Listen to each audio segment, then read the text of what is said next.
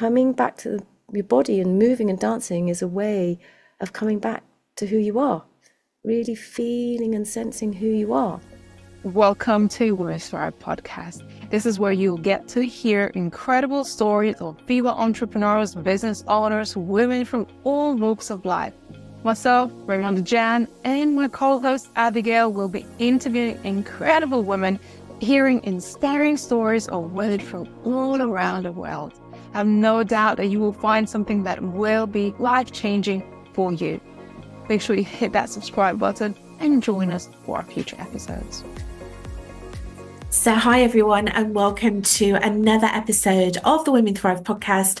My name is Abigail Rebecca. I am going to be your host today, and we are continuing this series of featuring our wonderful 2025 Women Thrive Summit speakers.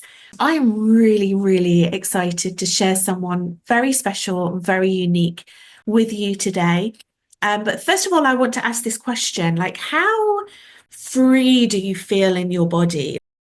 Do you feel that you truly acknowledge who you are? Do you feel free and easy and embodied?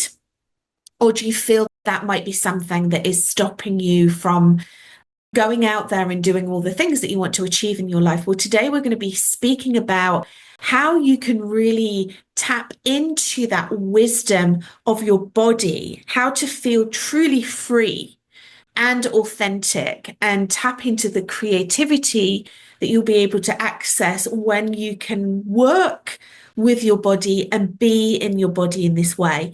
We've got someone really special that we're going to dive into this conversation very deep. Her name is Helene Su. She is an embodied creativity coach and the founder of NIIO Dance. So she helps heart-centered visionaries and leaders reconnect to their true self and inner wellspring. Oh my goodness, I love that. Inner wellspring of creativity. Over the last 20 years, she's given talks and workshops at festivals in the UK and Europe, including the Conference in Dance and Spirituality and the Creative Summit for the World Arts and Embodiment Forum. Elena, welcome. It's wonderful to have you on our podcast today. Thank you, Abby. What a wonderful introduction. But yes, it's all about the work. It's just such amazing, powerful work. Well, work stroke play. Yeah. We work already enough. I love that term that you've spoken about there, your wellspring. I've never heard that word before, apart from in your bio. And I talk a lot about when we are not doing the inner work, when we're not working on ourselves, we are poisoning our wells. Because people come to us to guide them through a process. They come to drink at our well, and it's for us to do the work to keep our well pure and clean so that they are drinking this wonderful clean water. So I'm really interested to talk about that with you a little bit more. But first of all, I'd really love to know a little bit more about you. So Elena, it's very beautiful work that you do. What brought you to doing this work? It's a lifelong journey, really, Abby. Thanks. It's a journey of, to cut a long story, it's a journey of my being. I discovered dance as a child. I loved it. But it was ballet I did a lot of. I was inspired. But then as I got older, I started to feel its restrictions. It's quite strict. It's quite competitive. And then I gave up in my mid-teens thinking I'm not good enough to be a dancer per se, and perhaps too difficult. And so then I felt lost for a while, and I dabbled in different things. I've worked in media and I went traveling, but I always came back to the dance. And actually, the dance gave me joy when I was younger. But when I was younger, I had such a difficult time growing up. I was bullied a lot for being Chinese. I felt very ostracized. I felt like I didn't belong, basically. I hadn't dealt with any of that stuff. And then I went traveling and it all came back to me, because you're out there being yourself. But if you don't know who you are, that's kind of tricky. And so coming back to your body and moving and dancing is a way of coming back to who you are, really feeling and sensing who you are. But it's not a cut and dried process. It's not like you just put on a track and you start moving. That's it. Woohoo, I know who I am. It can go much deeper than that. And that's when you start, the layers start to shift. You shed the layers. There's like, you're cleansing your waters, you're purifying your fluids, kind of. I mean, pure is a strong word, purifying, but you're cleansing all the stuff, the history, the trauma, the toxins that are there in your fluids that are caught up in your cells. And when we move and shift and then we allow ourselves to be free and open and let all our fluids flow again and lubricate ourselves, we lubricate our joints, we lubricate our mind, we lubricate our thoughts and ideas. We lubricate ideas. And that keeps us open and receptive to be able to receive others, to able to give others. No, thank you so much. I love the way that you describe your art. And for some of the people of some of our audience that are watching or listening to this today, I want to ask our audience actually, like, how do you feel about dancing? Because from my personal experience, I've danced like all of my life, ever since I was little. You've done ballet. I desperately wanted to do ballet. I wasn't allowed. I wasn't allowed to do anything. But nothing stopped me from performing, right? And then I realized that actually, as I got older in my life, yes, I used to dance a lot, but I used alcohol as a prop. Not that I was a heavy drinker or anything, but if I go out on a night out and I would dance when I'd had alcohol, but actually, if I was somewhere and I hadn't been drinking, I felt very awkward. And I'm sure that there are people within our audience that are watching and listening to this that might have similar experiences. So, first of all, it's something that's so natural, right? It's so integrated into our being. Why do you feel that some people feel very self-conscious when it comes to dancing and expressing themselves in that way? We all have our personal histories and our stories and difficulties on whatever level that we have growing up. And all those are in our cells, they're cellular memories. They cause aches, pains, tension, but we don't always realize that's what it is. We don't realize that back pain we've got is from always not having been supported or whatever. And then when we go to move and just dance, right? I mean, it's kind of vulnerable because our body has everything there. We can't hide from what our bodies are saying. Sometimes our bodies give us false signals. If we've had PTSD and we get triggered by things, our body goes into high alert when there isn't actually a war happening, for example, but we can't hide from what's there in our bodies. And so to just get up and dance, instead of being able to enjoy ourselves, we become suddenly self-conscious about how we look, how we're worried about what others think, because all the stuff that was there from behind, and I talk from my personal experience, that we carry it. It doesn't just disappear when we get on a dance floor and listen to some music we liked. I mean, the drink basically, we all do it. We all love a nice drink. Well, not all of us. Some of us are teetotal, but those of us who love to have a drink now and again, it's relaxing. It can be relaxing. But we also know that if we drink too much, whatever we've had that's been there inside us, it might have got pushed down for a while, but then it can all go horribly wrong and it'll all come back up in a big explosion, right? So it kind of sort of mongs us for a while, for want of a bit of it. It's like a self-medication for a while, but it softens things, right? It sort of makes everything a bit cloudy and fuzzy and hazy and pleasant. So then we don't worry anymore about what people think, especially when we're very drunk. We just don't worry anymore. And actually, of course, we lose control of our muscles to a degree. So, but we all do it because it just makes it easier. It just stops us being too much in our minds. So there's going out and having fun with friends and going to a club or going to a silent disco or dancing around the kitchen like with your dog.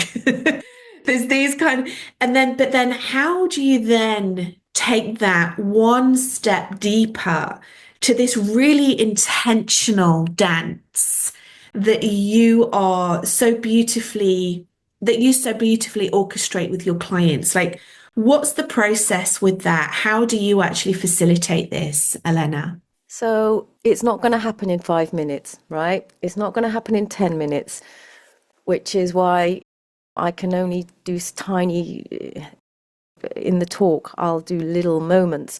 But to actually drop layers deeper, you have to get into it.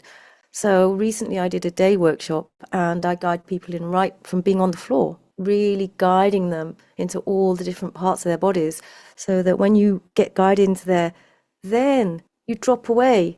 You slowly forget whatever you were thinking about. before. If you've had a lot on your mind, it takes a bit of time to forget, right? To not forget, but to release the hold that those thoughts have on you. And so it's just dropping. So the dropping a bit, the dropping the deeper layer just takes a little bit of time. It doesn't have to take a lot of time. Shaking's very good. Shaking therapy, moving quite a lot to get shift energy. But first we have to shift that top layer, those layers. And with dance movement therapy, that can take actually a long time, because every week people come, they might have stuff stored in their bodies from way back when. And it might be a very gradual process of teasing out that tension. Because if something happens, there might be this whole eruption of discomfort, uncertainty, confusion, pain. But that can all be part of it. It's all part of the mix, right? When you're in the ocean can change at any time. And so it's all part of that process. It's a process. So how do I take them in? I just guide people in, and I'm there. I guide people in. But, we all have ownership of ourselves. We all can choose whether to stay in the boat, what kind of boat we have, how we row the boat, how we sail that boat. We can choose. We can choose which direction to steer our boat. All that is there within us. And when we drop out of our frontal cortex over analytical thinking mind, then new information comes. And that's when we start to source new information and we realize, oh, wow, right, gosh, you know what, I've got it wrong all these years. I thought this, that's not what it is. It was actually that. I never upset so-and-so all those years ago. No, actually, it was something completely different, or whatever, right? New insights will come, new realizations of actually who you really are, what you're about, what you're capable of doing. You can really source amazing things. But it's not going to happen, no, in like 5 minutes or something. It's a little process. And it depends on where you're at within yourself, whether you're willing and ready to let go, right? That's a big part of it. Are you willing and ready to let go and to give yourself permission to allow in, right? That's a part of it. We were speaking off camera before we hit record, and you mentioned liberation.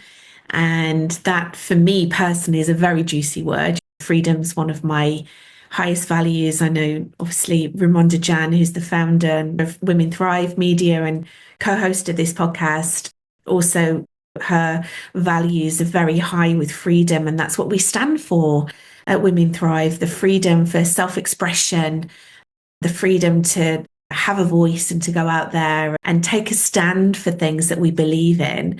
In terms of the liberation that you see through this process, how does that come into fruition? Like, how does really embodying and being so attuned to our body create that liberation for us? I think I would probably say it's not that, oh, suddenly I feel so super attuned. You just drop into a different awareness. And part of that is because our mind and body connected through our nervous system. So if we drop into our bodies and we start to calm our nervous system, when our nervous system is calm, that's when we feel safe. So then if we're feeling safe, then it's like we're okay. It's not a matter of having to like go to battle with our shield and our sword, like, yeah, I'm going to liberate myself. It's like we're just going to be okay as we are. And that's the freedom. We're just going to accept ourselves as we are, dropping out of the head, coming into our body. Our whole system is feeling calm. We're just feeling. So all these words that come up in personal development, alignment and calmness, it's just when we're out of alignment, we just, something jars, right? Our nervous system, our nerves are jangled. Someone's getting on our nerves, all of that. We use that terminology a lot on nervous system, about our nervous system, and that is our mind and body connection. So when we're feeling safe, we just present, we just are. And that's the true freedom, to just be who we really are in an authentic way. We don't have to try, we don't have to overly exert ourselves. We can just be very calm and still. And that is a power in itself, right? So I don't know if that answers your question or sheds some light on it. Yeah, no, it does. And You describe it so beautifully. And I think with any tool that you use that helps you to reconnect with yourself, to truly value and love yourself, it does take time. So totally get that it's not a overnight transformation. You got to keep on dancing. And There's how amazing layers. is that? Like, we were just on a call together, actually. So we were on so obviously Elena is one of our speakers on the 2025 summit, which, as we're recording this now, is taking place next week. It starts on Monday. We're so excited. There will be links below, as well as Elena's links. There'll be links for you to come and join us on the summit. So every week we have a speaker call. We have one in the morning for our UK, European, Australian based speakers, and then one in the evening for our American and Canadian based speakers. And we were talking about fun, weren't we? Like the fun and the lightness that can come through dance. What does that represent to you, Elena? Like, if we really made a commitment and decided that we wanted to really incorporate this practice into our lives, what does that mean in terms of fun? And it almost feels like it's this childlike quality, right? We used to dance when we were little. We couldn't care less, did we? Like, I That's wasn't bothered right. about the opinions of others when I was dancing when I was little. So what does that bring to you in terms of fun and like feeling lighter? So it's bringing in the beauty and the innocence and the openness of the qualities that are there when we're children that we lose because we get so bogged down with our responsibilities and being serious and sensible and doing all the right things. Children don't have that right. They're just more free. And so what it means is that if we can be able to embrace, incorporate this or invite this in more into our lives, let's say, it means that we're also inviting in a bit more spontaneity. We're inviting in a bit more flexibility around things. Children aren't so rigid, right? They don't know. Let's do this instead. Oh, okay, then they might we get so rigid with how things should be, right? From our conditioning and from society and expectations. And so when we're able to be more free and drop in to freedom in ourselves and in our bodies, that will then also directly give us more freedom in our mind, which then, as we know, will start to open up to more freedom in our life. So that's what we'd all love to do, strive to be more in freedom and flow with what we do and our work and the way we are in our lives, right? And actually embracing it on a physical sort of level through our bodies. That's why I always say dance is a metaphor for life. Embracing it through our bodies, then that will filter out into the world. It's an energetic thing as well, right? We know, Abby, you work with energy a lot. It's an energetic thing. And when we move and we dance and we're joyful, I mean, there's been books written about endorphin rushes being actual spiritual experience and all sorts, whatever. The point is, we connect to this deeper place and play therapy is a thing for a reason. Play therapy and joy is a thing for a reason. It's very important in child education. It has been scientifically proven that we need to play to invite in our imaginations. And also, children are encouraged to play because it shows them how to sort of work with people, emotional intelligence, how to negotiate things, and how to navigate. So, all of those things, really, all from just play, a four-letter word. It's quite amazing, really. I know it, isn't it? Because it's almost too simple to be true, right? It's like, oh, That's right. okay. That's one of the reasons that I really love personal style.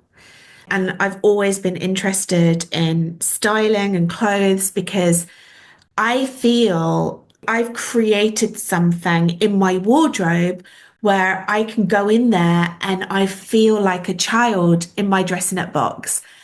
Once again, I'm a little girl. I'm going in and trying on my grandma's clothes, my mum's clothes, and plain dressing up and actually creating that in everyday life.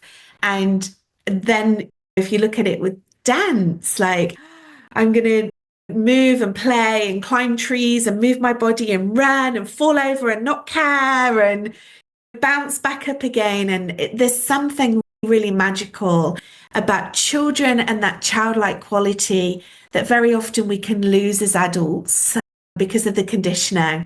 And it's so joyous to hear you speak about this wonderful modality that comes so naturally to us that can release that. Well, that's it. That's a key point, Abby, is that actually we do all have access to it. But what stops us? Our minds, our own judgments. We all have the access to it. It's all there, available for us. But sometimes people need guidance, they need help, they need to be shown. And that's part of my job. That's why I do what I do, because I can help people to access that place. Because, yeah, decades of conditioning isn't going to be shed in 5 minutes, right? But there are ways that where it can be safe, you feel held, you feel supported, you feel encouraged, and you actually just realize yourself. It's not like I like to empower people to actually realize, discover these realizations. It's not like I'm sort of with a stick, teach a stick. I just empower people to inspire them to find their way. And so then I can set them free. Actually, I don't want to be a crutch that you have to see for years and years, but actually to share joyful moments, that's a separate thing. No, we can keep dancing together and to share joy, that's different. But in terms of what you as an individual, all of you out there are capable of, you are capable of so much more than you even realize. Oh, when you're speaking, I'm just like, I bet people have so much fun at your classes and your workshops. And I know that you travel around, you're such a traveler and you go and you bring your beautiful craft and your creativity to all these wonderful festivals all around the world. And of course, feel very honored and privileged to have you as one of our speakers on their Women Thrive Summit. I would really love to hear from you. Like, what is it that we can expect from your talk as we're recording this that will be happening next week? You can expect to maybe be a bit surprised, might suddenly expect to discover something, learn something new about yourself as well. You might find some new inspiration. You might just see the world and yourself in a slightly different way, actually. That's possible. All that's possible. And if not, you'll just at least feel better about yourself and have a really good time. But I hope I will inspire you to think and to be a different way, or know that is really possible. We know you will. I'm so looking forward to your talk and finding out more about what you do. Just finally, I'm in the audience now and I'm really intrigued about you and dance and using this as something that I can sort of access my creativity and my freedom. Like, what's the first step? If someone was watching this and they're like, you know what? I really want to like start to do this. Like, what would you suggest kind of starting off to set the ball rolling with all of this? I think, before absolutely anything else, it would be just really making that decision. I'm going to give myself a bit of time and space to accept myself and see what comes. I'm just going to gift myself a bit of space, physically and metaphorically, because we need space to be able to do this. We're so caught up in our day to day, we don't give ourselves space. And when we give ourselves that space, that's when we drop out of the busy monkey mind a bit. We drop back into a bit of our bodies. We come back and breathe again. And it's like, okay, that's the beginning of the journey. It sounds simple, but actually, for a lot of people, it can be very hard to just slow down a bit, calm and relax and let go. But also to give yourself that permission to just see what happens. And so that perhaps involves a bit of belief, trust, all of those qualities. Because you could just say, oh no, she's talking nonsense. Well, I can't bloody dance anyway. I look terrible, this and that. What is she on about? How am I going to just access my empowered, creative, amazing self? Well, give it a chance. Give it a chance, and it will need a bit of time. I can't Yeah. promise miracles in an hour or 45, whatever it is, 45 minutes next week. All I'll do is just help you to find the place where you put the key in the door. That's all I'm going to do. That's all I can do. It's 45 minutes. But it might be the most impactful thing that you do for a while. Yeah, absolutely. And as you're speaking, Elena, I'm just thinking it's such an incredible business tool as well. Many of our audience, business owners, entrepreneurs, founders, and creating something like speaking on stage or writing a book. And actually, when you have a wonderful resource like this, that, as you say, helps you drop out of your head and into your body, and we can start to use our body to make the decisions, really tap into our inner wisdom. That's an incredible tool for our business because, like you say, you can get out of the monkey mind into your body. We're just guessing anyway. We're just like guessing if we're up here in our heads, and we can become much more stable and bring the trust for ourselves and our intuition into our business. And that's something that we're exceptionally great at as women. Obviously, I know that you work with men and women, but this particular community is for women. I truly believe that as women, when we start to trust ourselves and trust our inner knowledge and our intuition, we can be much more grounded and make better decisions when it comes to our business and life. Yeah, trusting ourselves is huge. It's a big part of it. And that's what part of this is about, actually learning to trust ourselves again. We are so used to having to listen to what and be told to follow what the teacher said, the parent said, whoever, the boss, whoever. Learning to trust ourselves again is massive because also as business owners, you can follow 20 million marketing gurus especially, but actually in the end, you know what? They're just human beings with their lived experience that they are imparting onto you. And so if sometimes something doesn't feel right with whatever you're doing, with who you're working with in business, then listen back to yourself and listen to what doesn't quite feel right.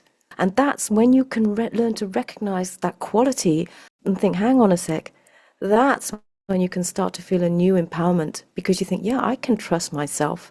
And that's a strength. That's discovering. That's the beginning as well. A new beginning of discovering your inner power as an entrepreneur. Yeah, it really is. I mean, this is just an incredible portal to access that. And Elena, we love that you're on our summit. We can't wait to hear you speak.